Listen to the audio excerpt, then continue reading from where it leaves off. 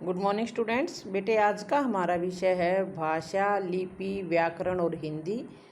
ये हमारा व्याकरण का फर्स्ट चैप्टर है बेटे। तो सबसे पहले हम पढ़ेंगे भाषा के बारे में। तो भाषा जो है इसकी उत्पत्ति भाष धातु से, संस्कृत की जो हमारी भाष धातु है इससे इसकी उत्पत्ति हुई है, जिसका अर्थ होता है बेटे कहना या बोलना। तो जो है भाषा की उत्पत्ति किससे हुई? भाष धातु से, और जिसका अर्थ क्या होता है? कहना या बोलना।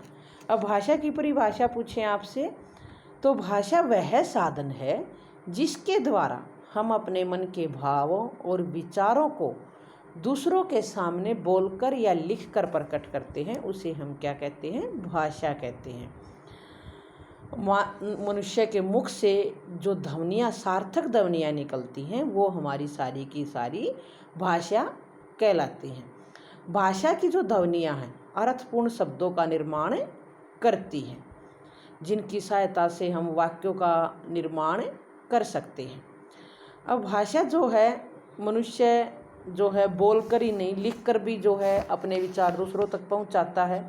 तो इस प्रकार से भाषा के हमारे दो रूप हुए, एक मौखिक और दूसरा लिखित भाषा। तो पहले हम मौखिक भाषा में हम अपने मन के जो भाव होते हैं, जो विचार होते हैं, वो बोलकर दूसरों के सामने प्रकट करते हैं और सुनकर हम ग्रहण करते हैं। जिस प्रकार से भाषण है या वार्तालाप है, तो इनका माध्यम क्या होता है? हमारा मौखिक होता है। और यहाँ पर एक बड़ा ही इम्पोर्टेंट क्वेश्चन है, एग्ज़ाम के अंदर पूछ लिया जाता है कि भाषा का मूल रूप क्या है। तो भाषा का जो मूल रूप है वो मौखिक भाषा है। इसे आप अंडरलाइन करेंगे, नोट करेंगे सभी विद्यार्थी। सेकंड है हमारा लिखित भाषा। लिखित भाषा में हम अपने मन के विचारों को लिखकर दूसरों के सामने प्रकट करते हैं और दूसरों के लिखे विचारों को पढ़कर हम ग्रहण करते हैं। अब जो लिखित भाषा है वो भाषा का स्थायी रूप है। तो यहाँ पर भी क्वेश्चन है आपका, पूछ लिया जाता है एग्ज़ाम के अंदर कि भाषा का स्थायी रूप क्या है। तो भाषा का स्थायी रूप क्या है? हमारा लिखित भाषा है।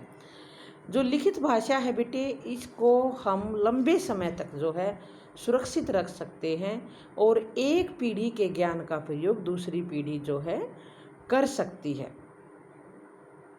अब जो आता है कि विश्व के अंदर जो है लगभग 3000 के आसपास जो है लगभग भाषाएं बोली जाती हैं, जिनको 12 भाषा परिवारों में बांटा गया है, जिनमें भारोपीय, द्रविड़, तिब्बत वर्मी, आग्नेय इत्यादि जो भाषा परिवार हैं वो आते हैं। अब यहाँ पर जो बात आती है हमारी कि हिंदी हमारी भाषा है, और हिंदी जो है वो भारोपीय परिवार की भाषा है। सभी विद्यार्थी इसको नोट करेंगे, अपनी बुक के अंदर ही नोट कर ले सभी कि जो हिंदी है वो भारोपीय परिवार की भाषा है। और विश्व में जो है इस प्रकार से भारत के अंदर हिंदी जो हमारी भाषा है, तो कहीं पर अंग्रेजी, कहीं पर फ्रेंच, कहीं पर जर्मन, कहीं पर जापानी जो है इत्यादि जो भाषाएं हैं वो बोली जाती हैं। फिर आता है बेटे हमारा लिपि। मनुष्य के मुख से निकलने वाली ध्वनियों को लिखने के लिए या अंकित करने के लिए जिन चिन्हों का प्रयोग किया जाता है उसे हम क्या कहते हैं? लिपि कहते हैं। अब हमारे मुख से जो ध्वनियाँ निकल रही हैं उनको लिखने के लिए जिन चिन्हों को निश्चित किया गया, बनाया गया, उन्हें हम क्या कहते हैं? लिपि कहते हैं। और हिंदी जो है हमारी भाषा, इसकी लिपि का नाम देवनागरी है। इसी प्रकार से प्रत्येक जो भाषा है उसकी अपनी अलग लिपि होती है। जिस प्रकार से अंग्रेजी जो है और फ्रेंच, जर्मन, पोलिश, इनकी भाषा क्या है लिपि क्या है? रोमन है। और हिंदी, संस्कृत, मराठी और नेपाली, इनकी लिपि का नाम देवनागरी है। पंजाबी की गुरुमुखी, उर्दू, अरबी, फारसी, सिंधी, इनकी लिपि का नाम फारसी है। तो बेटे हमारी जो देवनागरी लिपि है, इस देवनागरी लिपि का विकास वो ब्राह्मी लिपि से हुआ। उसी प्रकार से बांग्ला है, गुजराती है, आदि भाषाओं की जो लिपियां हैं इनका भी ब्राह्मी लिपि से ही विकास हुआ है।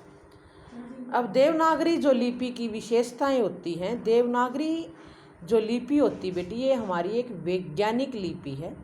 इसमें प्रत्येक वर्ग में, वर्ग कौन से हैं हमारे, क, ख, ग, घ, ये हमारे जो हैं वर्ण जो हैं इनमें 5 वर्ग हैं। जिस प्रकार से कवर्ग, चवर्ग, टवर्ग, तवर्ग, पवर्ग, ये हमारे जो हैं 5 वर्ग हैं। तो जो है उनमें क्या होता है, प्रत्येक वर्ग में एघोष और सघोष होते हैं और प्रत्येक वर्ग का जो अंतिम वर्ण होता है वो नासिकीय होता है, नाक से जो है उसका उच्चारण होता है। और बेटे जो देवनागरी लिपि है हमारी, उसका जैसे हम उच्चारण करते हैं उसी प्रकार उसका प्रयोग किया जाता है। जिस प्रकार से जैसा हम बोलेंगे उसको वैसा ही लिखेंगे।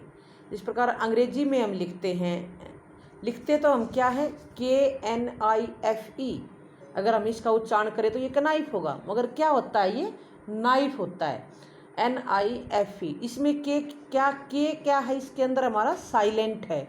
तो जो है, मगर हिंदी जो है हमारी उसके अंदर ऐसा नहीं होता। उसके अंदर जैसा भी जो है हम बोलते हैं, जैसा हम उच्चारण करते हैं वैसा ही इसके अंदर हमें लिखा जाता है। इसीलिए जो देवनागरी लिपि है हमारी एक वैज्ञानिक लिपि है। और इस लिपि में जो बेटे है प्रत्येक वर्ण को लिखने के लिए अलग अलग जो है चिन्ह जो है वो निश्चित किए गए हैं। फिर आता है बेटे हमारा व्याकरण। व्याकरण हमारा वह शास्त्र है जिससे किसी भाषा के शुद्ध बोलने, लिखने, पढ़ने और समझने के नियमों का ज्ञान होता है। तो भाषा के द्वारा हम शुद्ध लिखना, शुद्ध बोलना, शुद्ध पढ़ना जो है सीखते हैं।